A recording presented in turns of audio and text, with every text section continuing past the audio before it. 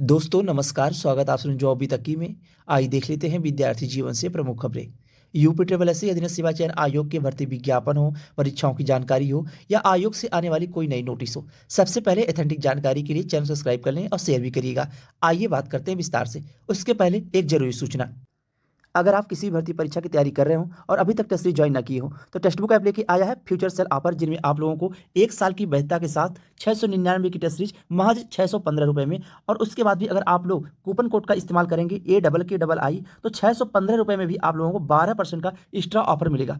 किसी भर्ती परीक्षा चाहे अधीनस्थ सेवा चयन आयोग की टेक्निकल भर्ती विज्ञापन की बात करें, नॉन टेक्निकल विज्ञापन की बात करें, वहाँ पर सिलेबस के अकॉर्डिंग आपको टेस्ट सीरीज मिल जाएगी। अपने होने वाली परीक्षाओं में सफलता सुनिश्चित करने के लिए, अपनी तैयारी को आंकने के लिए आज ही ज्वाइन करें। टेक्स्ट बुक ऐप पे जाके 615 रुपये की कूपन कोड का इस्तेमाल करेंगे तो 12% का 615 में भी आपको ऑफर मिलेगा। डिस्क्रिप्शन बॉक्स में लिंक मिल जाएगा, वहां से जाके आप इस टेस्ट सीरीज को ज्वाइन कर सकते हैं ताकि आपकी परीक्षाओं में सफलता सुनिश्चित हो सके। अधीनस्थ सेवा चयन आयोग के 3 भर्ती विज्ञापन की परीक्षा तिथियां आयोग पहले से निर्धारित कर दिया है। एक्सरे हो गया, डेंटल हो गया और साथ में ऑडिटर की परीक्षा तिथि हो गई। अब आने वाली जो परीक्षा तिथि है वह स्टेनोग्राफर विज्ञापन की, स्टेनो हो गया, BPO हो गया और BPO के साथ में जूनियर असिस्टेंट हो गया 5512 पदों पे। और एक विज्ञापन और है मानचित्रकार विज्ञापन, मानचित्रकार विज्ञापन हो गया। ये 4 विज्ञापन की परीक्षा आयोग परीक्षा तिथि दिसंबर माह में अब जारी करेगा, जिनमें जो पहली प्राथमिकता में रहेगी वह स्टेनो भर्ती विज्ञापन हो गया, मानचित्रकार भर्ती विज्ञापन हो गया और BPO भर्ती विज्ञापन हो गया। यह परीक्षाएं आपको देखने को मिलेगी। और जैसे ही जनवरी माह में, यानी कि जो 3 भर्ती परीक्षा तिथियां जारी की गई हैं वह जनवरी माह तक परीक्षा करा ली जाएंगी। जनवरी माह के लास्ट में मानचित्रकार या स्टेनो भर्ती विज्ञापन की एक परीक्षा आपको देखने को मिलेगी। उसी के बीच में यानी कि एक सप्ताह आगे पीछे आप लोगों को स्टेनो और मानचित्रकार की परीक्षा देखने को मिलेगी। उसके बाद BPO की परीक्षा होगी, यानी 15 फरवरी के पहले पहले आयोग BPO की परीक्षा करा लेगा। 15 फरवरी के पहले पहले जो आयोग में अभी तक की अपडेट मिली हुई है, यानी आयोग जिन परीक्षाओं की तैयारी कर रहा है कि BPO की परीक्षा जूनियर असिस्टेंट की परीक्षा के पहले करा लिया जाए, यानी मार्च माह के पहले यह परीक्षा करा ली जाए। और उसी बीच में बोर्ड की परीक्षा है 15 फरवरी के बाद, और 15 मार्च के बाद अधीनस्थ सेवा चयन आयोग जूनियर असिस्टेंट 5512 पदों की परीक्षा कराएगा। तो आप लोग अपनी तैयारी यह मान के करिए कि फरवरी माह में आपकी BPO की परीक्षा, जनवरी लास्ट स्टेनोग्राफर मानचित्रकार, ये 2 परीक्षा, और फरवरी माह में BPO की परीक्षा। अब 15 मार्च के बाद मार्च के लास्ट तक जूनियर असिस्टेंट 5512 पदों की परीक्षा अधीनस्थ सेवा चयन आयोग कराने जा रहा है। यह पेट 22 की स्कोर कार्ड की परीक्षा है। यही मान के आप तैयारी करते रहिए, क्योंकि आयोग जिस तेजी में चल रहा है तो ये भूल ना करिएगा, या कोई गुमराह ना करे आप लोगों को कि परीक्षा अभी और आगे जा सकती है, क्योंकि इलाहाबाद में महाकुंभ है, महाकुंभ की वजह से परीक्षा मई जून में जा सकती है। तो इतना देरी देखने को नहीं मिलेगी, क्योंकि अधीनस्थ सेवा चयन आयोग अब एक्टिव हो चुका है। तो अभी 3 परीक्षाओं की तिथियां आपको देखने को मिलेगी। अगली जो 3 परीक्षा तिथि होगी वह होगी आपकी मानचित्रकार, स्टेनोग्राफर और BPO, यह परीक्षा होगी। उसके बाद 15 मार्च के बाद जूनियर असिस्टेंट 5512 पदों की परीक्षा देखने को मिलेगी। मानचित्रकार भर्ती विज्ञापन की जो शॉर्ट लिस्टिंग है यह आप लोगों को 10 दिसंबर के पहले पहले, यानी 10 दिसंबर के पहले पहले देखने को मिल जाएगी मानचित्रकार की शॉर्ट लिस्टिंग। और उसके बाद अगर देखा जाए पेट 23 के स्कोर कार्ड की जो विज्ञापन है, पेट 23 के स्कोर कार्ड से अभी 12 विज्ञापन जारी किए गए, टोटल 12 विज्ञापन। अभी 4 से 6 विज्ञापन और देखने को आपको मिलेंगे, 4 से 6 विज्ञापन और देखने को मिलेंगे पेट 23 की स्कोर कार्ड से। कारण क्या है कि पेट 24 आने की संभावना ना के बराबर बन गई है और पेट 23 की वैधता को बढ़ाई जाएगी, तो पेट 23 से आपको अभी काफ़ी विज्ञापन देखने को मिलेंगे। खैर 12 विज्ञापन जारी हुए, लास्ट विज्ञापन रहा जूनियर असिस्टेंट का, उसके पहले विज्ञापन था 11वां विज्ञापन ENM का विज्ञापन रहा है। अब पेट 23 के स्कोर कार्ड से जो भी विज्ञापन जारी हुए हैं उन विज्ञापनों में 2500 आवेदन हुए हैं या 5000 आवेदन हुए हैं। ज़्यादा जिस विज्ञापन में आवेदन हुए हैं वह है AGTA का विज्ञापन है, AGTA का विज्ञापन। AGTA में टोटल 38,000 आवेदन हुए हैं और JEE सिविल में टोटल आवेदन हुए हैं 31,000 आवेदन हुए हैं, और JEE सिविल भर्ती अभी माननीय न्यायालय में लंबित है। कुछ लोग यह भी भ्रम फैला रहे हैं कि JEE सिविल भर्ती विज्ञापन माननीय न्यायालय में लंबित है तो भर्ती की परीक्षा होने में 1 से 2 साल लग जाएंगी, तो ऐसा कुछ भी नहीं है। अब आप लोगों की शॉर्ट लिस्टिंग देखने को मिलेगी। जो पेट 23 के स्कोर कार्ड के विज्ञापन जारी हुए, बारी बारी से आयोग शॉर्ट लिस्टिंग जारी करेगा। आप लोगों को पहले बताया गया है कि पेट 23 के स्कोर कार्ड से जो भी विज्ञापन जारी हुए हैं 1 नंबर से ऊपर वालों को सभी को मौका मिलेगा। अगर आप JEE सिविल में आवेदन किए हो, पेट में अगर आपके 1 नंबर हो तो मुख्य परीक्षा में आपको बैठने का मौका मिलेगा। और आप AGTA में हो, अगर आवेदन किए हो, 38,000 आवेदन हुआ है तो भी 1 नंबर से ऊपर अगर आपका है, यानी 1 नंबर भी है, तो भी आप लोगों को मुख्य परीक्षा में बैठने का मौका मिलेगा। और उसके बाद जो छोटे छोटे विज्ञापन जारी हुए हैं, चाहे आयुर्वेद फार्मासिस्ट की बात करें और कुछ ऐसे विज्ञापन हैं जो शॉर्ट लिस्टिंग आने वाली है, और जो परीक्षाएं पहले आपको देखने को मिलेंगी उसमें आयुर्वेद फार्मासिस्ट हो गया, सहायक स्टोर कीपर हो गया, सहायक लेखाकार हो गया, लेखा परीक्षक हो गया, कनिष्ठ विश्लेषक हो गया। ये छोटे छोटे विज्ञापन हैं जिसमें आवेदन ना के बराबर हुए हैं। इनकी परीक्षाएं आपको जल्द देखने को मिलेंगी और एक एक दिन में दो दो परीक्षा होंगी। मार्च लास्ट तक आपकी सारी परीक्षाएं पेट 22 की स्कोर कार्ड की अधीनस्थ सेवा चयन आयोग करा लेगा। उसके बाद अप्रैल माह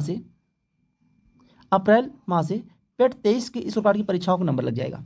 अब पेट 23 के स्कोर कार्ड में अगर देखा जाए तो किसी में 2500 आवेदन हुए हैं, किसी में 5000 आवेदन हुए हैं। ज़्यादा आवेदन जिसमें अगर हुए हैं तो वह एक भर्ती है आपकी AGTA की 38,000, एक भर्ती JEE सिविल की 31,000 जिसमें आवेदन हुए हैं, और एक भर्ती कोई और है जिसमें आपके आवेदन 50,000 के आसपास हुए हैं। तो ये 3 विज्ञापनों में ज़्यादा आवेदन हुए। बाकी विज्ञापनों में 2500, 5000, 6000, 8000 इस तरह से आवेदन हुए हैं। तो यही कारण है कि जो पेट 23 के इस प्रकार के विज्ञापन है इनकी परीक्षाएं बहुत तेजी से आयोग कराएगा। तो अप्रैल माह मान के आप लोग जो छोटे छोटे विज्ञापन उनकी तैयारियां करते रहिए। AGTA विज्ञापन की परीक्षा पहले होगी, उसके बाद JEE सिविल की परीक्षा होगी। तो अप्रैल लास्ट और मई माह में AGTA की परीक्षा हो सकती है और मई में ही आपके JEE सिविल की परीक्षा हो सकती है। यानी कि मई लास्ट तक अधीनस्थ सेवा चयन आयोग पेट 23 की इस प्रकार की सारी परीक्षाएं निपटारा कर लेगा। यह भी जानकारी मिल रही है जिस तरह से आयोग की तैयारियां हैं। आप लोगों को तमाम कमेंट्स वगैरह आ रहे थे कि क्या भर्ती जो माननीय न्यायालय में लंबित है, JEE सिविल भर्ती विज्ञापन जो डिप्लोमा और BTech को लेके विवाद बना हुआ है, क्या इस विवाद के निपटारा होने के बाद भर्ती परीक्षा होगी या उसके पहले परीक्षा करा लेगा आयोग? देखिए, आयोग भर्ती पे स्टे नहीं लगा है। भर्ती पे अगर स्टे लगा होता तो भर्ती प्रक्रिया को रोक दिया जाता अस्थायी रूप से। जब तक स्टे समाप्त ना हो जाता तब तक भर्ती प्रक्रिया की आगे की कार्रवाई नहीं होती। ना आप लोगों को सिलेबस देखने को मिलता, ना आप लोगों को शॉर्ट लिस्टिंग आने वाले समय देखने को मिलती। तो आपकी शॉर्ट लिस्टिंग आने वाली है। पेट 23 की स्कोर कार्ड जितने विज्ञापन है बारी बारी से शॉर्ट लिस्टिंग आपको देखने को अब मिलेंगी। तो परीक्षा भी अपने समय अनुसार होगी। आयोग अपना काम करता रहेगा। आगे चल के यानी कि रिजल्ट आने से पहले अगर विवाद समाप्त नहीं होते हैं तो यह भर्ती लंबित हो सकती है, लेकिन परीक्षा आप लोगों की समय से होगी। यह मान के चलिए कि मई माह तक यानी मई के लास्ट तक अधीनस्थ सेवा चयन आयोग सारी परीक्षाएं, चाहे पेट 23 की स्कोर कार्ड के ऑडिटर की परीक्षा हो, चाहे JEE सिविल की परीक्षा हो, चाहे AGTA की परीक्षा हो, आयोग की मंशा यही है सारी परीक्षाओं का निपटारा कर लिया जाए, क्योंकि आयोग भी अब एक्टिव हो चुका है। तो परीक्षाओं की लगातार देखने को मिलेंगी और कोई ऐसा विज्ञापन नहीं है जिस विज्ञापन में लाखों आवेदन हुए हों। इसलिए परीक्षा तेजी से होगी और सारी परीक्षाएं आयोग लखनऊ में ही निपटारा कर लेगा सारी परीक्षाओं का। आप लोग पढ़ाई में अपने थोड़ी भी लापरवाही ना करिए, अपनी तैयारी करते रहिए। यह मान के कि आपकी परीक्षा अप्रैल मई में आयोग कराने जा रहा है।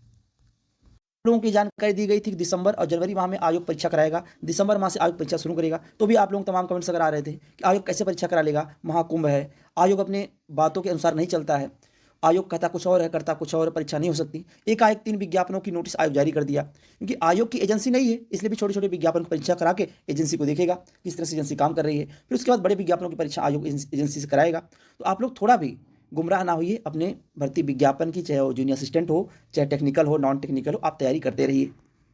कि आगे चल के अगर कोई बदलाव होता है आयोग की परीक्षाओं में और देरी देखने को मिलती है तो 1 डेढ़ माह पहले आप लोगों को इस चैनल के माध्यम से बता दिया जाएगा कि हाँ, इस विज्ञापन में देरी होगी क्योंकि आयोग में अभी चर्चाएं नहीं चल रही हैं, या कौन सा विज्ञापन आने वाला है। यहाँ तक आप लोगों को जानकारी दी जाती है इस चैनल के माध्यम से। चाहे कोई भी विज्ञापन आने वाला हो, कोई नोटिस आने वाली होती है।